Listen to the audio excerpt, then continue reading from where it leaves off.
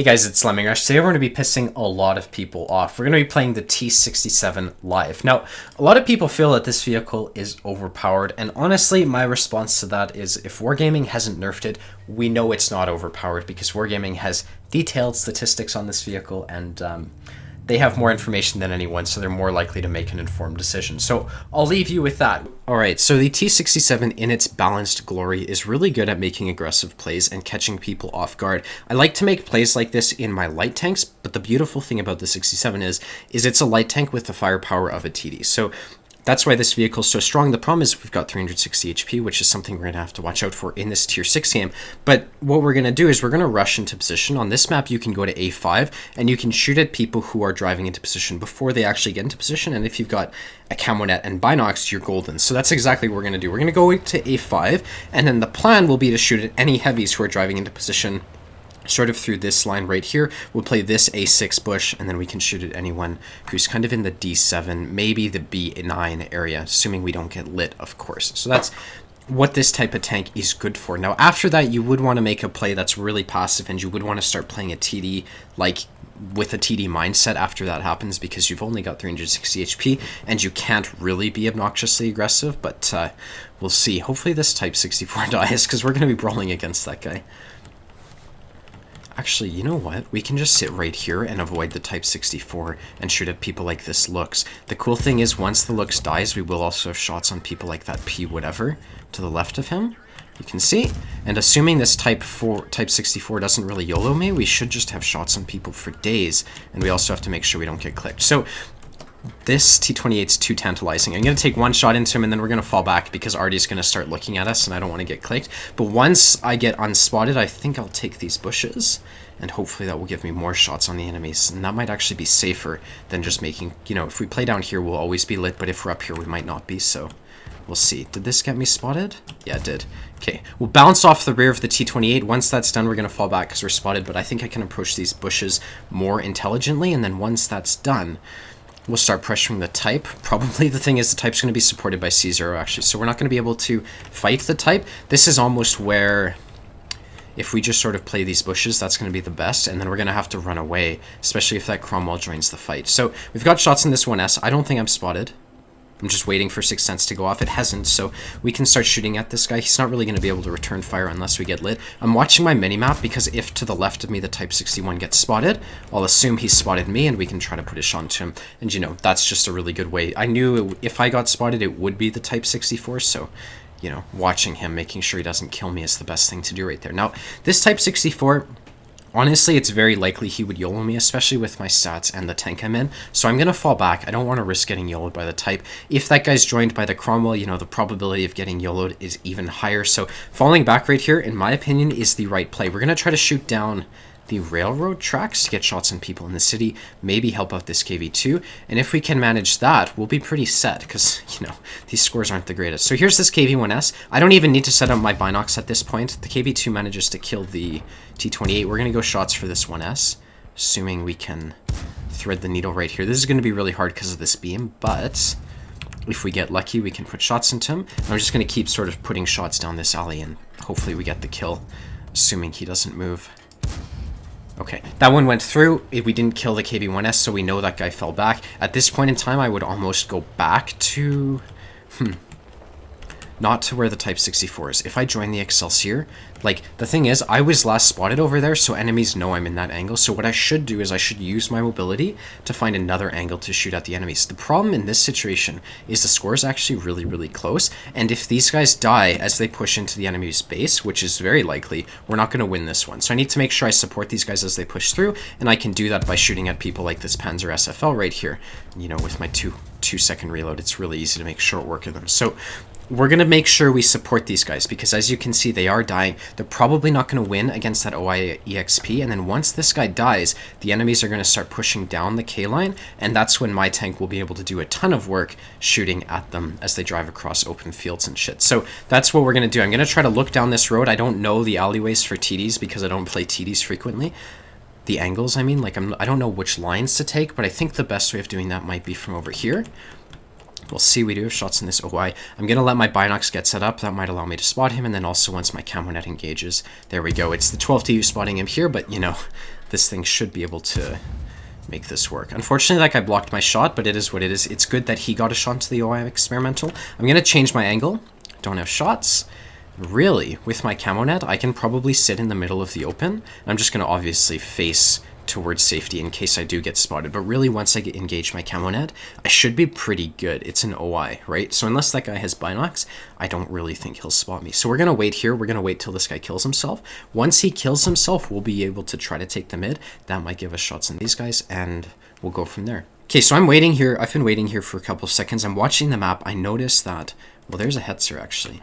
I think it's best if I engage the Hetzer and stop camping the OI. The Hetzer's obviously in the middle of the open, and I can flank him if I go to the left side of J3. Hetzer dies. Okay, that's good. Right now is when I would start going after the A20. The A20 is a one-shot, and the problem is if I kill... Like, if I don't kill the A20 and don't take the mid, I would be worried about my KV2 Skoda and Excelsior dying. So the goal here is going to be to kill the A20.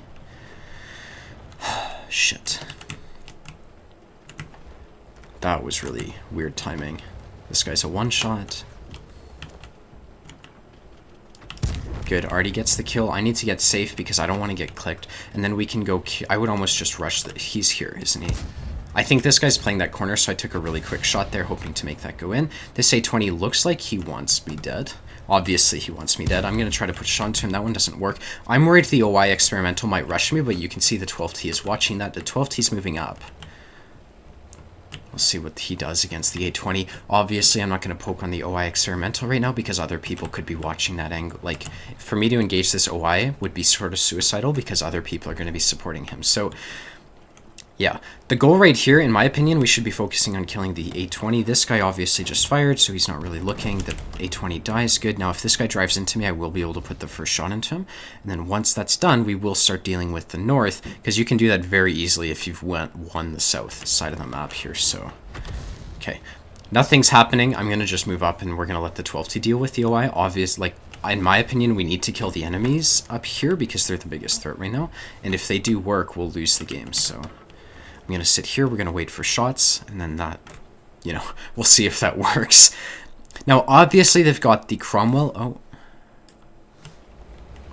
Okay, the problem is the Panzer SFL, right? I can't really go to flank that OI experimental with the Panzer SFL where he is, so I have to just let the 12T deal with him, and then hopefully I can finish these guys off. You can see this unexpected angle shooting at the enemies means they're not prepared for me to be here, and like I can just pick up kills. Now this guy is moving forwards very slowly. If he continues to move up, maybe I'll manage to get the kill. How many tanks do they have left? They have 4, plus Artie. So we know where their entire team is. It's likely this guy's not here any longer, but I think I should be able to... Yeah, there you go. He's not there anymore. So because he's moved, I can just cross like this. I don't really know where the Cromwell is. The Cromwell's probably sitting in like A0 or A6, and so I feel pretty comfortable making this play. Put the shot in the back of that guy's turret, and then we're going to get Artie safe, and we're actually going to go hunt down Artie right now. Now, the thing you have to be really careful about in the T67 when you're hunting down Artie is that Artie can defend itself, like, really easily, especially against a tank like this, man. So what we're going to do is we're going to try to get as much damage and HP, like, off of the Artie as we can without dying, because it's very common when you're in a vehicle like this for Artie to one-shot you. So there we go. There's a clicker. Obviously, the Bishop is lit as well. I'm just going to auto-aim this guy and get the kill, and then we can go after the Bishop, too, who took a shot at me. That might have been a teammate, actually. Okay, and then it's just the Cromwell who's left, and then that's pretty much the game. Well, now this guy's likely to be here by now. There you go. He's full HP as well. All right, let's just fully aim these shots. He's in the open. Good. Good. Keep these going in. It's kind of hard with 200 ping to hit these consistently, but there we go. We get the kill. That's our 5th kill. 5 kills, 1,665 damage. Tell me this is fair, man. Wargaming hasn't nerfed it, so we know it's fair, right? Jesus. Alright, so that was a Mastery Badge First Class, 1,665 damage, 5 kills. The enemies really had no chance. The only guy who did better than us, and great job to the 12T, was the AMX 12T, who did 2,330 damage. He got 4 kills, I got 5, so between us we killed, I don't know, what is that, 3/5 of the enemy team? It's pretty impressive right there. We ended up losing 18,000 credits. That's because we're running food, of course. And Yeah. Alright, so for this one, this is Empire's Border. It's Assault. Now, I don't really know where to go on Assault game mode. What I found is when I've played this map and it's been attack defense, I tend to do really well by going to K0. Now, the problem with going to K0 is you're committing to the fight. So basically, the way this works is if you go to the southern side of the map, the fight takes place around this area, and if you go to here, you're in a position to put people in a crossfire because they won't really expect you there, and they have to push into you. So when you go to K0, you automatically put people in a crossfire. Now, the problem with that is, well, first of all, there's 3 arty, and then second of all is if your team loses the southern fight, you're not going to be able to run away. So I'm not really going to start off by going to K0 in a T67. The vehicle's really light, it has no armor, and so on and so forth. So it's a really risky play to make that happen. I'm going to go to the north, and we're going to try to shoot people who are potentially driving into position. I think the fight over here is going to be a bit better for this vehicle, and, you know, given that we're bottom tier and so on, it's going to be kind of, this is probably the best thing that we can do right now. So my inclination would almost actually be to drive up to somewhere like here, sit in some bushes, and wait for the enemies to come towards us. I think what's going to happen, well, there we go, we've got a 12T over here. I think what's going to happen is they're going to drive around this corner, and this position is going to be phenomenal for shooting people as they do that. So we're going to start off by doing that. Normally I would be way more aggressive, but this is Assault. We're defending, right? So, Jesus, shut up. We're going to wait for them. Now, this 12T's been really aggressive, and he's actually scouting, and he's more or less proven that no... There we go. They just took a while to get here. So as they push up, we'll be looking for shots. You can see Wargaming's put rocks here to make this position a bit more difficult to play. That's fine. We can just sort of sit out here, and that should give us shots on people like this T-52-2. Now, there's only 2 tanks here. It's really likely they're going to send a lot more people up here. If they don't, that's fine. We'll go be more aggressive, but really, the fact that they've sent... There we go, 4 tanks. So what I see here happening, and this is something to note, especially if you're going to be playing defensively or in a TD, is you want to be you want to be aware of how many enemies there are to your teammates. If I were to go join these guys, well...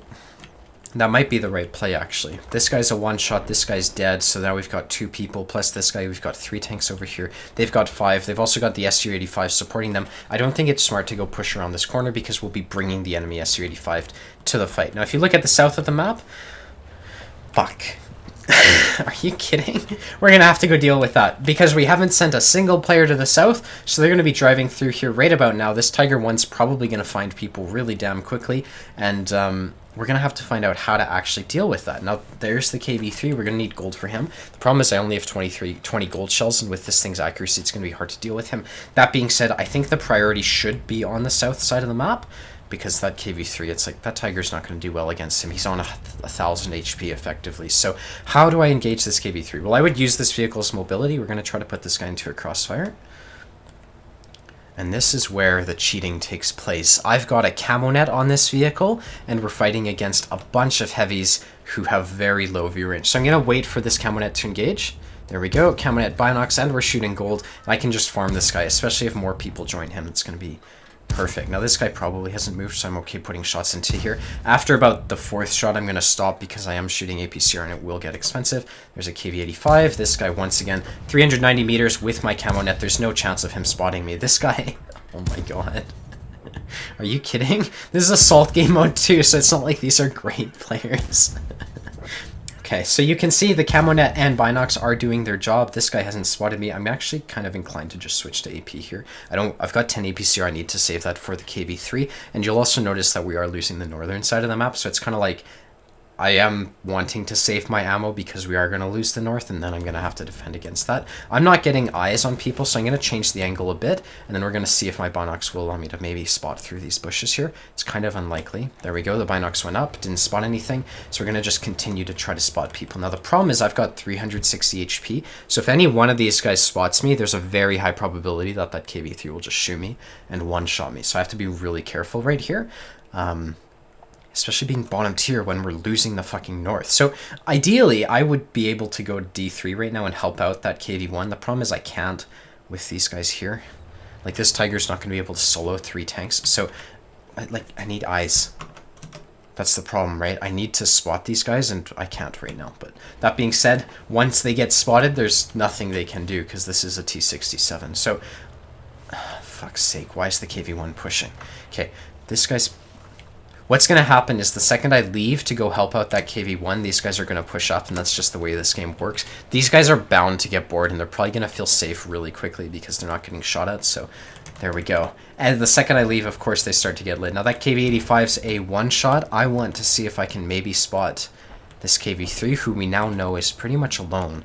The problem is I am obviously a one-shot for that guy, so basically I want to kill that KV-3, and then we'll be able to turn around and deal with, you know, the T-67 and shit, who are going to be coming through the middle of the map. Now, binocs have gone up. This KV-3 is still here. I'm not going to be the one to scout him with my face. Where the fuck is he? He's got to be here, you know, behind that bush. So I'm not going to engage the KV-3. I'm going to do this. I just got spotted, right? So high probability of getting... I didn't get lit. Okay, that's really useful. But basically, I'm going to go after this T-50 and T-67. You can see the Tiger 1 is leaving, so that KV-3 could very easily flank us right here. The Tiger 1 just fired. We're going to put auto-aim on. We'll kill these guys. That's a Loza, whatever the hell it's called. Maybe we can get the kill here.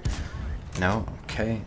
That's the fucking KV-3, right? So, did this guy just get shot? Good, the Tiger gets the kill. I was worried I was going to have to kill the KV-3, and I'm going to go play here to sort of try to put these guys in a crossfire. The beautiful thing is, the Tog has so much HP that it's going to be very difficult for them to do well in this context. Good, Tog gets the kill. Do I have to worry about that Hellcat? No, not really. We've got 4 minutes left too. Perfect. Get the reset. I'm going to start just pushing in. This guy's got his turret turned. That's an easy H, so that's just something we can deal with. Good, he's now a one-shot. He's got his... We can go through his upper front plate in that context. And now, we have to deal with the T-67, the Hellcat, and the Arty. The thing is that Hellcat's pretty much dead. So what I'm going to do is I'm going to push through. We're going to just go after the T-67, and then we're going to hunt down the Arty. Actually, we're just going to go straight for the Arty. Who am I kidding? I don't really care about the T-67, to be honest. So we're going to go hunt down the Arty, and then that should be the game. Assuming I don't get one shot. We'll see, though. Oh, T-67 died? Nice. Alright, so we didn't get the final kill on the Arty. The Tiger 1 did get 5 kills, and we did win the game. That was actually pretty cool. I felt like my play in K4... even though it was total bullshit, was really solid. I think that's actually kind of what ended up helping us win that game, or at least defend that flank for sure. It was 1,623 damage. The Tiger did 2,000, which is phenomenal. He got 5 kills, I got 2. That guy out XP'd me, but, you know, it's like plays like that will actually win you games, and the T-67 is really good at making them. The problem with this thing is 360 HP, but, you know, totally fair and balanced. Really, I don't understand why Wargaming hasn't nerfed this vehicle yet, but, you know, I'm not saying I want them to.